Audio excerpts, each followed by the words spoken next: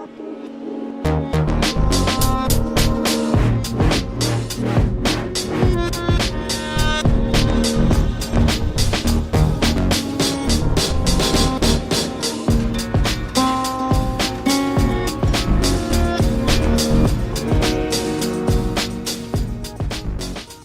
guys, this is Daniel. And Matthew, and we are That that Damn damn brand. Brand. As you can tell by our mistimed cues, we are not in person this week. So we're coming to you via Skype, and we're here to talk about two specific topics.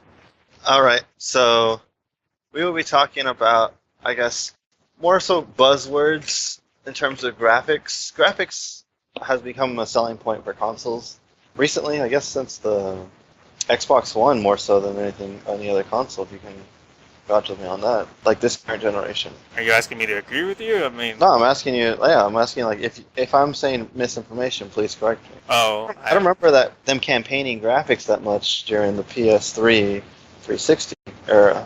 right. Like I don't think anyone aside from graphics card manufacturers ever actually tout graphics. I mean, because it just seems like these days, unless you're going for a specific art style, that your graphics have to look good. If you're doing like an open world game or a realistic game or any of these, specific setting games, then they have to look good. Otherwise, people aren't gonna gravitate towards it. So I feel like graphics aren't touted as much as I guess they are now. At least they're like that's what you're saying, right? They didn't used to be, and now they are.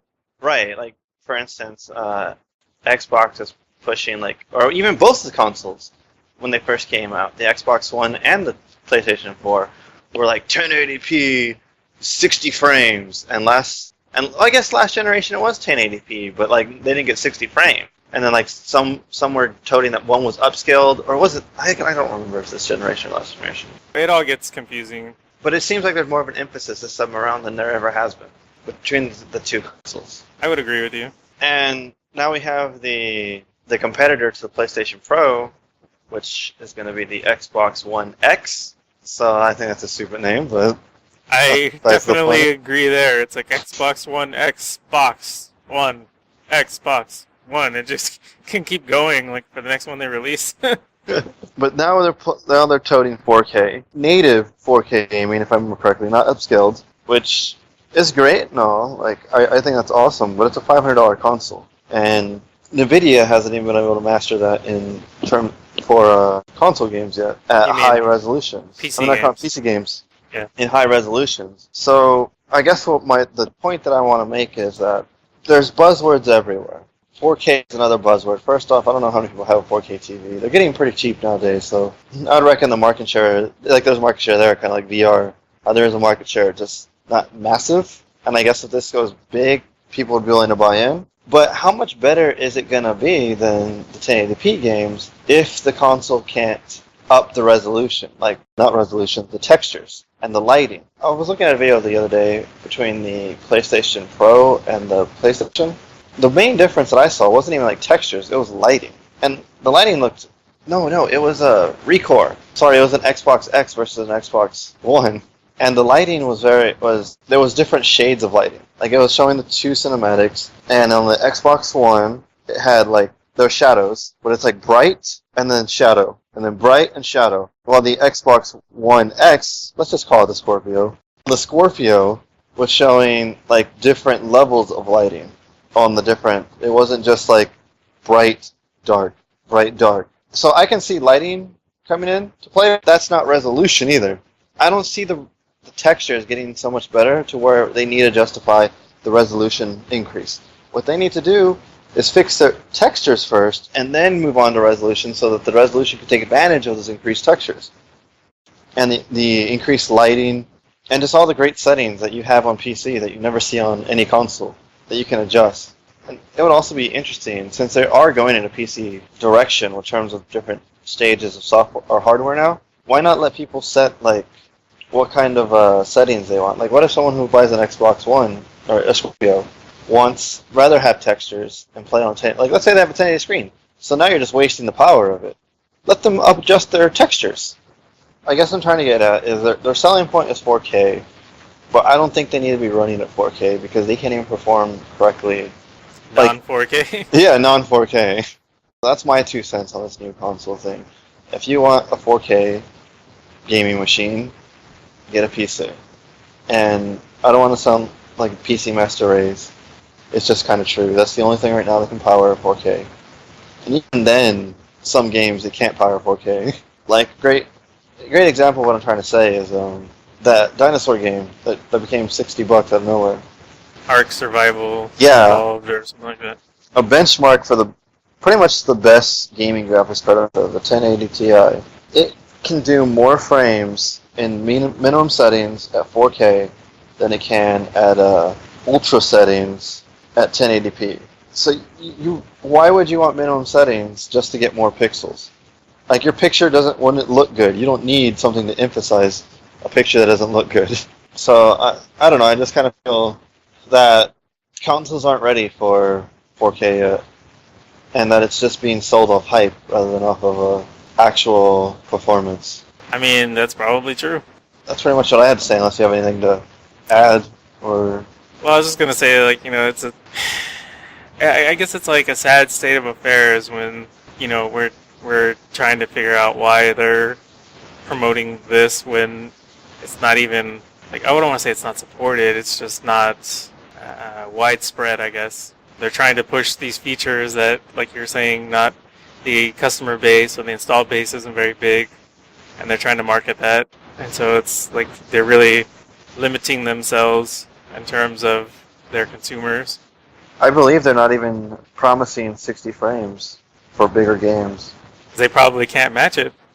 Yeah, so you're getting half the frames, which reduces the, I guess, the power that you need to run that. So I guess that's how they're going to do it. They're just reducing the amount of frames that it's going to produce. But I don't know if you're, it just seems like a step backwards in my opinion. The whole thing about the Xbox One when it first came out was we can do 1080p 60 frames constantly. That ended up not being true for the later games because I guess they were already pushing their hardware to the max at the beginning when the games came out. They're more graphically challenged, they couldn't do it.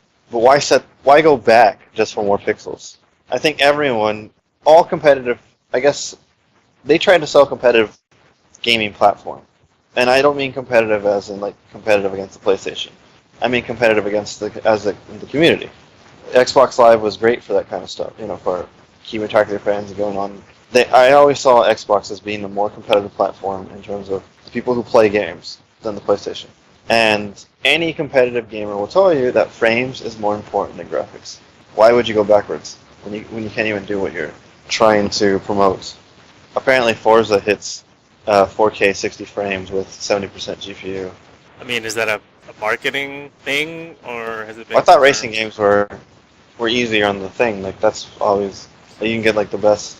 Well, because you only have to render so much as opposed to trying to do, like, a whole big-ass world. Yeah. As opposed to, like, one racetrack, a bunch of cars, and maybe, like, the first couple rows of the stands or something. Halo 5 is getting native support. That's cool. Not Halo 5, Halo 5, that's the newest one. So it's getting in after the fact? Yeah, they're updating it to do it. Okay, I was like, 'cause Halo 5's already out. But... Pretty much, I just don't agree with this. It's all buzzwords. It's all, I'm going to do 4K. Yeah, but you're playing the game at a shitty quality. Granted, there's no way to play the game at a good quality if you're sticking a console, at least in my opinion. I got spoiled with max graphics, even at 1080p. The marketing teams, and I guess the development teams, they just need to come up with something other than these buzzwords. I mean, I understand buzzwords is how you get sales, but come up with reachable goals. Instead of saying you're going to make sure you're going to have all your games are going to include 4K with 60 frames, maybe just say 4K with 30 frames. I mean, that seems reasonable. Well, I just don't see the great push in 4K yet. They're not ready to do it. Well, then they need to quit that shit altogether. Like, I don't even think PC is ready to make the leap, honestly. Maybe I'll get proven wrong because they can optimize for that GPU instead of like all GPUs. Like, that's the big difference between PC and consoles, that they can optimize the shit out of their hardware. Well, and maybe we are wrong, or maybe you're wrong, maybe I'm wrong, whatever. Like, if you have comments, questions, concerns, if we're wrong, or you have more information on this subject or want to school us, then send us an email. You can send it to Daniel at thatdamnbrand.com, and that'll go directly to him. Or if you want to send it to me for some reason, you can send it to Matthew at thatdamnbrand.com. Yeah, I'd like to hear some console people's opinions, and like actual opinions, not just you're a PC master racer. It's like, no, like, I would like to have an intelligent conversation. No, I see what you're saying, though. Yeah, it would be nice to have an intelligent conversation. Even, I know you like hate mail. We discussed that, I think, in the initial podcast. But even hate mail could be constructive. Like, if you say something, while in the midst of your cussing, like, cussing us out for whatever reason, if you're like, God, you guys don't know what the fuck you're talking about, do some fucking research, then you would know that blah, blah, blah, and you school us that way, then sure, that's fine too. Just That'd be funny if we get an email that exactly says that. You don't know what the fuck you're talking about. Well, I mean, if we do, then yeah, whatever. My point is that don't send us emails that aren't constructive. I mean, you can send hate mail if you want, but we won't mention it. If you send us an email that's like, hey, you guys suck, but blah, blah, blah, and you tell us why we suck, then we're more likely to be like, well, we got an email from, asshole McGee, and it says that, yes, we suck, but we're on the right track. We just need to focus on blah, blah, blah. And, you'll get recognition that way. Anything else you want to add on the whole buzzwords? Not really. Just, you guys do some research before you invest into this kind of stuff. That should be a vital piece of advice for your life in general. Do your research. Don't let us make your opinion for you. Don't let anyone else make your opinion for you. Just research and look up things and decide for yourself. Use facts. Yeah, you don't be talking about that fake news. Sad. So I guess the other thing, I didn't even really want to talk about it, but Daniel wanted me to bring it up, so we can talk about it. So Daniel and I have been talking over the course of the last, couple of months, and we've come to the consensus that it seems that games are getting a lot easier these days, and we're not quite sure whether we're just getting better as gamers as a whole, or if the developers are just taking it very easy on us because they're trying to appeal to the masses. I'm very sure on what the answer is. Well, right. I mean, we both have strong opinions on it, and the point is that I'm eventually going to be writing an article on it on the website that goes into more detail, but we just kind of wanted to, discuss it briefly here. So, give me your 2 cents. I'm going to have a little bit more than 2. Okay, so give me your $5. So, console gaming, or not console gaming, I don't even know why I'm bringing it up. Gaming in general is getting a lot easier. It seems like, well, it's not seems like, the numbers are behind it. Gaming is not just for nerds anymore. Back in the day, nerds played games, everyone made fun of them, blah, blah, blah. Now gaming is the cool thing to do. Yep, it's gone mainstream, esports and all that good stuff. It's gone very mainstream. And because there's a bigger crowd, the developers want to appeal to more people. Since they're, the audience is bigger, the consumer base is bigger. By doing that, they're making games more accessible. One of the effects of them becoming more accessible is the challenge and the difficulty going down. And I don't mean like there's some games that, and I don't like when the hard mode is simply the zombies take like 15 shots rather than 3. Like, I mean genuinely games that are designed, the mechanics are all there, are made to be played at a high level of play. They're there to make you think as opposed to just making you waste more ammo. Pretty much, yeah. The way you encounter the situation, the way you utilize the tools that are given to you, and that kind of stuff is going away. And even when it does exist, it's not at the same caliber that it used to be, in my opinion. And a great example of that I know we talked about before was Ninja Gaiden.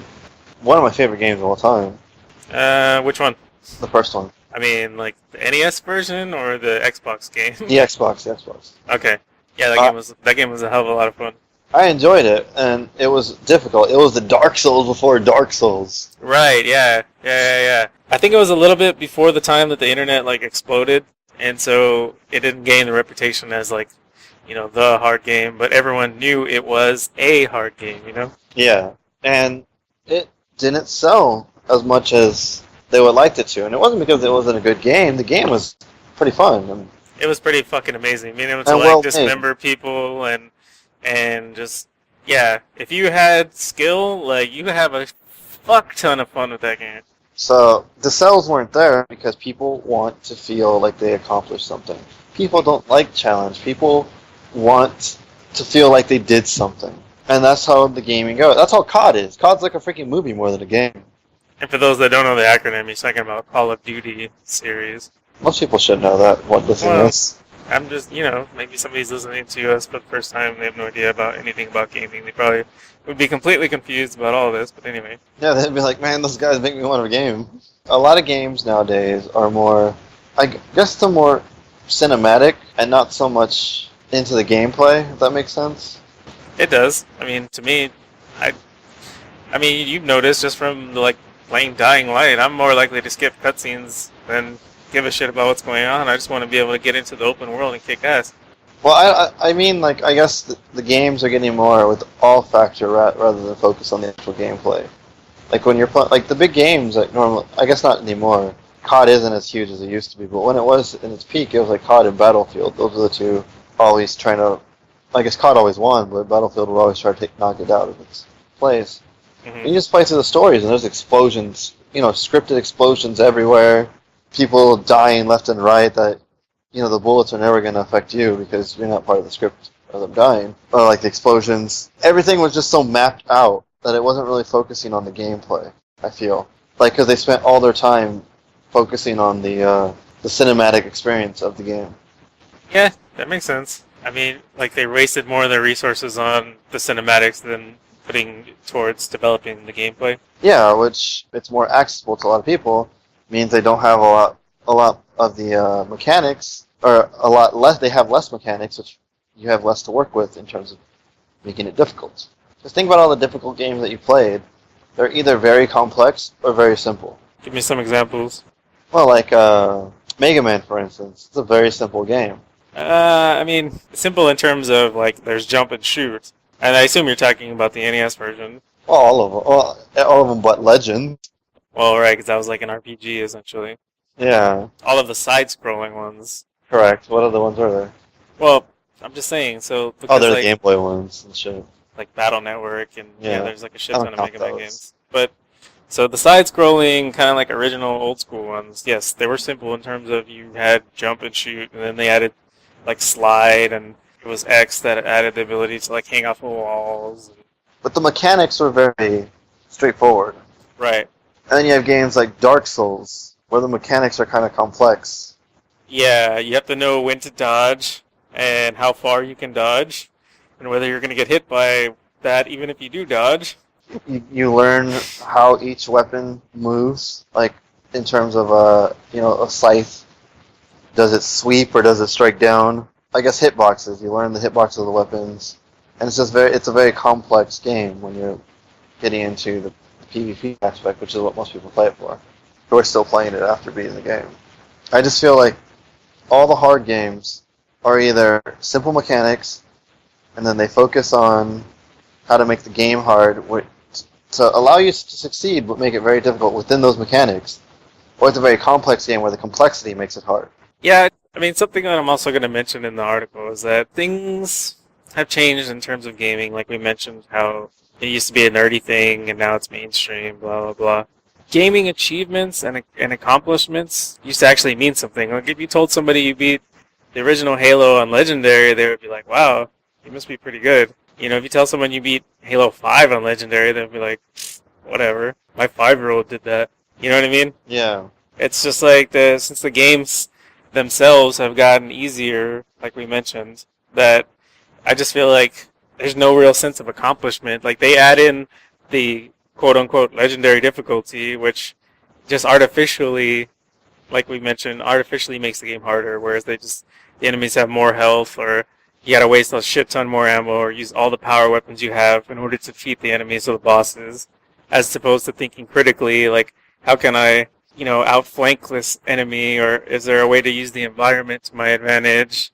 Are there traps? You know what I mean? It's just, I guess, gamers' brains are being changed to where they're not used to having to think about stuff other than, okay, I need to hoard away all the good weapons and save them on the bosses. There's a reason why games like Mega Man, going back to the simple one, sure, there were, you get the boss powers. You defeat a boss, you get a power. You can turn around and use that on other bosses. But you could also use those powers on specific enemies. You know what I mean? There were enemies that flew in certain directions or did modified their movement, and the certain powers you would get could nullify that instantly. And that kind of thing, people don't think about that. They're just like, whatever, I'm just going to grab this boss power, I'm going to wait. Let me check online, see what the FAQ or FAQ or whatever says about who I need to use this on, and then use it there. We don't think in terms of like, oh, I could use it on something else, on the environment, for example. And I mean, going into 20XX, about like knocking the vending machine over with that quad laser. I probably never would have thought of that, but I saw it in the Wikipedia, and I was like, oh shit, that's pretty cool. And so it's like we're starting to become ingrained to not experiment. I guess is probably more the thing I'm getting at. We're just like, we need to get from point A to point B, and what's the fastest way we can do it because we want to accomplish stuff instead of enjoying the challenge. But that's kind of what the games are feeding us at this point too. Mm-hmm. They're not giving us a reason to experiment. Right. So it's just, I understand what you're saying. Like, we are being programmed. I've noticed I'm more straightforward now than I ever used to be. I used to check every single damn corner and stuff. Now I'm just like, let's just get this over with. They don't really give us a reason to look around, and I don't know. I feel like I don't need to find everything because the game's already easy enough. I hate to keep going back to Mega Man, but it's such a prolific series and it's been around for so long. It's like, just think about Mega Man though. Like, if no one had experimented or just kind of randomly figured it out on their own, we never would have known that. I think it was Mega Man X. You could get the Hadouken. Yeah, the Hadouken from Street Fighter. As long as you had full health, you could input the Hadouken, and it would basically I think it even insta-killed bosses. It was so fucking powerful. And it's like, in order to do that, you had to keep killing yourself on Armored Armadillo level, like towards the end, and and then on like the last life you had or something, you had to land above a specific platform, and you found the hidden capsule. And it's like, who would think of that, if you didn't have a reason to just kind of fuck around and try it and just experiment. But that's back during a different era at the same time. True, but then there's stuff like the Excalibur Bastard in Borderlands 2. Like, somebody decided to go off the beaten path, and there's like a fucking legendary weapon that you can pick up at level, I don't know, 12 or something. It just kind of depends on your badass rank, which, if you're playing a New Game Plus, you could be essentially like level 5, level 12, and have a badass rank high enough to pull it up. Right. It would be dumb, because it scales to your level or whatever, but still, it's there. Occasionally, developers do cool shit like that, and, aside from Gearbox's last few games, like Battleborn, and I think it was Duke Nukem. Like, I mean, all their games other than Borderlands? Yeah, pretty much, I guess. I don't know, I guess we're just kind of annoyed by gaming in general these days. I almost feel like we're grumpy old men. Well, that's why I started PC gaming. Honestly, I got pissed off at Microsoft for releasing shit with like Halo 4, and then the Gears of War Judgment. Yeah, that thing was a piece of garbage. I'm glad I never played that. It didn't ruin the Gears franchise for me. I just remember seeing like Free For All, and I was like, what? Free For All on a team-based game? That's fucking stupid. And I remember you told me that it plays like Call of Duty, and I was like, I wasn't surprised. It was like a mix of Call of Duty and Halo. Yeah, and it's like, that takes away its identity. You used to be able to say that this has Gears cover system, this has Halo's health region, this has Call of Duty's guns or whatever, But when you start mixing them, it loses its own identity. So. And like, they just kept putting out shit because they kept trying to compete with Call of Duty. So Halo became Call of Duty. Fucking Gears of War became Call of Duty. I'm like, I'm tired of this shit. I'm gonna play some PC games, and I built my PC. But that, I guess, Call of Duty kind of can be indirectly blamed for this as well. Call of Duty was so big that everyone tried copying them, and part of copying them was being easy. I didn't feel challenged by Call of Duty games. You just ran through it. Well, like the first one, or not the first one. I mean 4 and on, too. I'm not talking about the World War II ones. The World War II ones are completely different. Well, yeah, but I was going to say, like, 4 was on Veteran, I thought was hard. But that was the last one to me. Like, anything after that, like, I think starting with the first Black Ops and on was just stupid. I remember trying to do that one plane mission on Veteran on Call of Duty 4. I think it wasn't like a story mission. It was like its own little mode or whatever. That's where you had to go and infiltrate the plane and like kill all the people without having them execute the hostage. And on veteran, that thing was a fucking frustrating. Like I was getting super frustrated at that. I eventually did it, but it took like forever. It was really challenging. I mean, it felt good beating it, and I think that's part of the joy we get as gamers when we do play these hard and difficult games. Is that once we're able to beat it and once we accomplish things, we feel like very proud of ourselves and accomplished, and it feels good. It's like, yeah, I beat that motherfucker. Sure, it took me a while, but I did it. I don't feel that with most games recently. Well, yeah, exactly. We haven't felt that in fucking forever. But yeah, like I said, I'll go into a little more detail on the specific article coming soon to thatdamnbrand.com. So be on the lookout for that. Is there anything else you wanted to mention, sir? I think that's it. Alright, guys, well, don't forget to like, comment, subscribe, share, and tell your friends. And, we'll be coming at you soon enough with another edition of the podcast. I've been Matthew. I'm Daniel. We'll catch you guys next time. Laters. Peace.